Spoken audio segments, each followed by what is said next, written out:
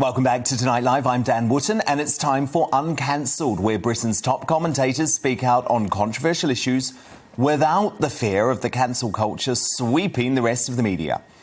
I don't know about you, but I'm still reeling from this chilling Ipsos poll that shows how readily the general public have embraced authoritarian measures even as the COVID threat lessens. So 34% of the folk surveyed in this poll said they wanted social distancing to remain permanent in theatres, pubs and sports grounds. 35% would be happy for people returning from foreign countries to quarantine for 10 days, even if there was no virus on the loose. 20% would support a 10 p.m. curfew just because, in perpetuity. 25% never want to see nightclubs open ever again. What's happened to us? Well, Spiked Online assistant editor Fraser was similarly horrified by these results. In his column, The Lockdown Addicts, Fraser says the past 18 months have clearly normalised even the most severe curbs on liberty to the point where a return to normal can be framed as reckless and libertarian. Fraser argues that this state of fear is the result of elites distrusting ordinary people and their capacity for reason. This harmful attitude, he says, has filtered down to the rest of society, resulting in the nation becoming suspicious of each other at a time when we should be coming back together. Fraser concludes the fight for freedom does not end on the 19th of July. This is just the beginning. Fraser, it's great to have you here on Uncancelled. This poll was so disturbing, wasn't it? I mean, how on earth can 25% of people just say, never again should a nightclub open in the UK because it makes us safer, presumably? I just don't get it. What's happened to us?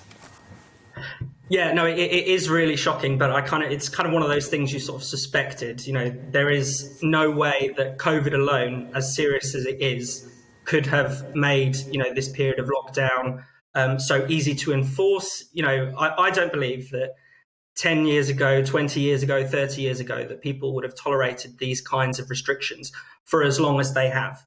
I think that people maybe would have, people understand the threat. And we have to put this in a bit of perspective. Let's not forget, it's not the majority who think like this. The majority are sensible, cautious. They tie these measures to the risk from COVID, even if they might have a slightly inflated idea about what that is. But we do have a substantial minority of the population that should worry us, that really, their views have been emboldened by lockdown. Any kind of hint at freedom is essentially equated with death now in this country. If you believe in freedom, you must be a complete nutter. If you want to ease restrictions, you must be selfish. And there is this assumption that, people can't behave themselves, when in reality, we know that people have complied very well with the restrictions. The vast majority of people have got their vaccinations, but we assume the worst. We assume that any easing of restrictions means people are going to turn into COVID-idiots. I mean, I've heard commentators say in the past few days that the football fans with firecrackers in their bottoms represent, what this country would become if they were given an inch of freedom. That is the kind of misanthropy we're dealing with, this distrust of our fellow citizen that we really have to confront. Absolutely ridiculous. I mean, you've broken down the figures and you've actually discovered something truly shocking, though, that it's actually young folk who are the most authoritarian. So you've worked out, Fraser, that according to this poll, it's 40% of those aged 16 to 24 who want to shut down clubs and casinos. And that actually compares to just 17% of those aged between 55 and 75. Well, I'm sorry, Fraser, I'm going to call them Generation Snowflake because they are pathetic. They are ridiculous. What's going on with our young folk? Well, there is a lot of evidence to suggest that young people are, more socially timid, less likely to have as many friends as previous generations, less likely to have had sex as their parents. Because they just use this. That's what they use, sadly. Exactly. Interacting through screens rather than, real world rubbing against each other in a way that's, that can be messy, that can be, that can hurt your feelings. Yeah, literally and metaphorically. Absolutely. But I don't blame these young people. This is the way they've been socialized. This is the message that they're bombarded with in schools, in universities, that the world is unsafe, that, all of your potential interactions are unsafe. Sex has got to be uber consensual or it will be rape. Alcohol is going to give you alcohol poisoning. All unsafe sex is going to lead to STIs. Climate change is going to, fry the planet and you're never going to have a future. So there is people have really been instilled with this constant message of fear, this constant message. Stranger danger is the other phenomenon. Young people are told that every, strange adult is a potential criminal.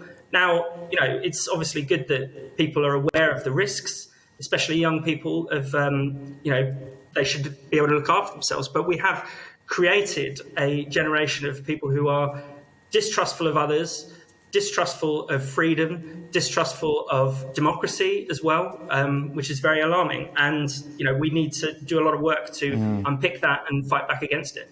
Well, of course, Fraser, and don't the media have a lot of responsibility here too? Because, we have bedwetter-in-chief Robert Peston, the political editor of ITV News, who's been saying for months and months and months that he never intends to return to ordinary life.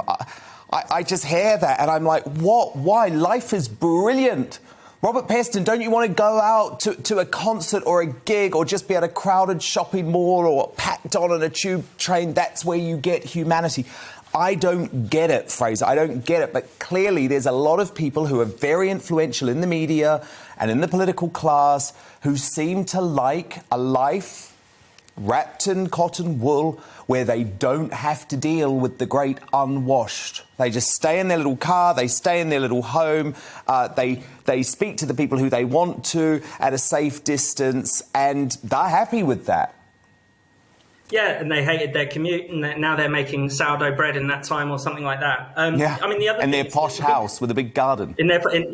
I think that people with big houses and big gardens have had the loudest voice over the pandemic. It's no concern to them whether we keep on lockdown. In fact, many people have enjoyed it. There's a lot of evidence to say that people who are wealthy have actually made more money throughout this through reduction in their commuting costs and all kinds of things. Their property prices have gone through the roof, whereas the poorest people in society have lost money. There's an Institute for Fiscal Studies report suggesting that poorest people in Britain, their incomes have fallen by 14%.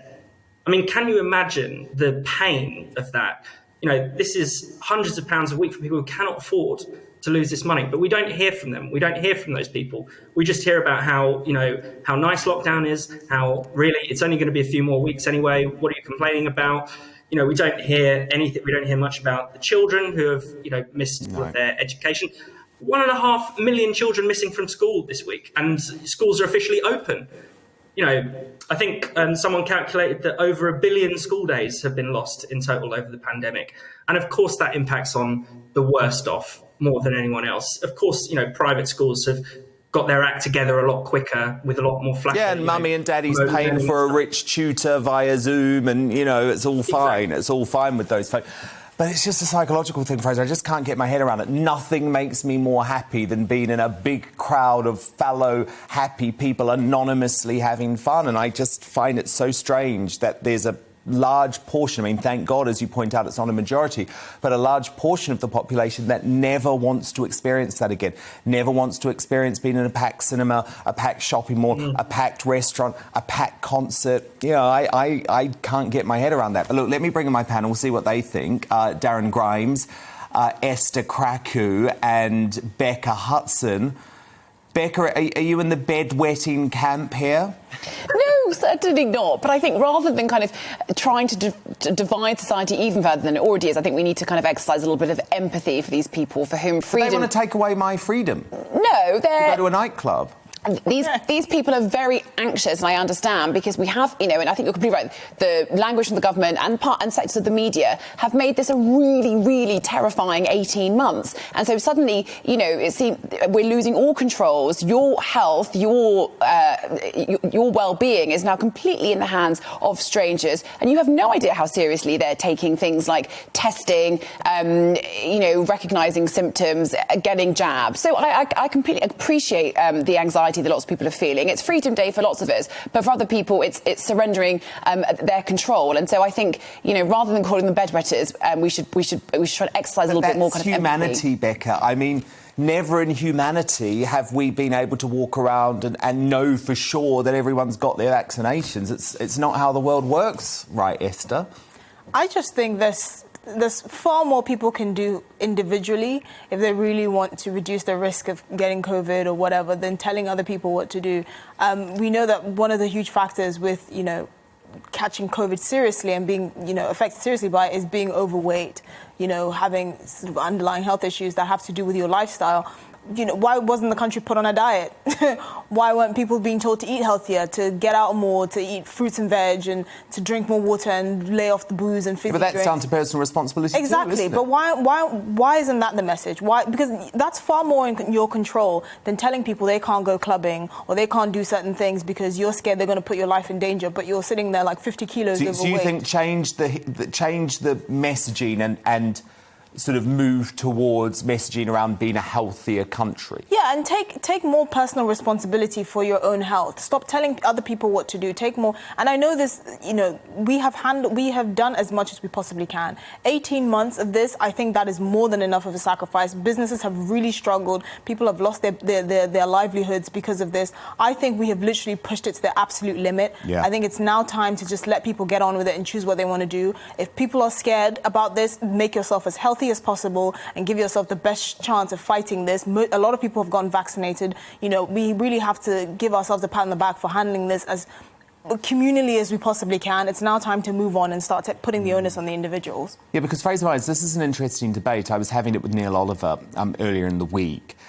How do we get these very scared people to have some perspective? And one thing that I've been saying for some time is some of this astronomical marketing spend that the government has been pumping into terrifying propaganda about COVID should actually be used to try and make people feel safer, because actually we are pretty safe. We're a highly vaccinated country, and the vulnerable have all now had the offer of second jabs, and the vast majority of those people have taken them up. But Neil Oliver's view, and I'm interested to know your view, is actually no, he just wants the government to stay out of this now and for all of the advertising to stop. Well, I don't know if it concerns advertising, but I've noticed that the government just has been very poor around the messaging in the last few weeks. I don't think the government really knows what it thinks, to be honest. It's been very bad at explaining why it's taking the measures that it is, why it's easing the lockdown at the stage that it is, and why that is as safe as it's going to be, given the amount of vaccinated people we have in the population. Instead, it's kind of vacillated, going from, let's tear off our masks to actually, I'll put your masks back on. So I think there is a lot of confusion, and that space, that inability for the government to sort of put its foot down and say, this has to be over now, it's over to you, you can take responsibility. You've shown that you can take responsibility because you've all gone out and got jabbed, you've all done the right thing, people have complied with the rules beyond what they have been legally asked to do for months and months and months. We can be trusted, trust our fellow citizens to know to do the right thing. Instead, it's just been all over the place. So I don't think you need to spend advertising money. We just need to hear from Boris or, Sajid Javid or whoever, stand up and say this is the right thing to do. That flip-flops all the time. Darren Grimes, come in on this. Yeah, Fraser, I think my question for you say in your very good piece on Spikes that the fight for freedom does not end on 19th of July. I think you're absolutely right on that, and I'm actually really worried that we're going to see Boris copy France, which has gone even further, and I fear actually we're destined to end up with what they have, which is you have to show your passport to enter a restaurant or a tourist attraction. basically saying you have to have the vaccine in order to do these things. Buy food, a basic necessity like that. That's absurd. But I wonder to what extent you're worried that it actually goes further than that. Never mind COVID lockdowns. Are you worried about freedom as far as in the future might we have environmental lockdowns with the climate change lobby saying, well, we need to lock down because CO2 emissions have gone too high at this time of the year? Do you think that actually as far as importing the culture war even further from the United States of America, which is of course in a complete mess, what sort of future do we face, do you think? If I ask you to sort of be Mystic Meg for a second, do you think we're sort of, if freedom is in peril, would you go as far to say? Mystic Myers, we'll call him. Go on, Fraser. Well, I'm always an optimist, and I believe the future is ours to shape. But if we don't get our act together, if people don't, recognise the seriousness of the situation we're in, then yes, I think one of the problems of lockdown is that it's set a precedent.